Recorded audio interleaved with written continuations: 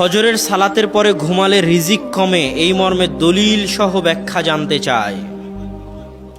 রাসূল সাল্লাল্লাহু আলাইহি ওয়াসাল্লাম বলেছেন, ইন্নাল্লাহা জাআলা লিহাদিহিল উম্মাতা আল বারাকাতা ফি বুকুরিহা। আল্লাহ আমার উম্মতের জন্য বরকত রেখেছেন সকালে। এটা আল্লাহ রাসূলের হাদিস যে উম্মতে মুসলিমার জন্য বরকত কখন বরকত? সকালে বরকত।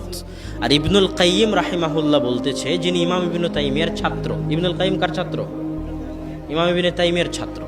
তিনি বলতেছেন যে আমরা সালাফে সালেহিনকে দেখেছি যে তারা যখন সফরে থাকতেন, সফর থেকে এসে ক্লান্ত হয়ে যেতেন, তখনও তারা ফজরের পরে ঘুমাতেন না, বরং সূর্য ওঠা পর্যন্ত অপেক্ষা করতেন এবং সূর্য ওঠার পরে ঘুম যেতেন। কেননা ফজরের পর থেকে সূর্য ওঠা পর্যন্ত কি অবতীর্ণ হয়? বরকত অবতীর্ণ হয়। আর আপনি বরকত থেকে বঞ্চিত হয়ে গেলে রিজিকের বরকত থেকে বঞ্চিত হয়ে যাবেন।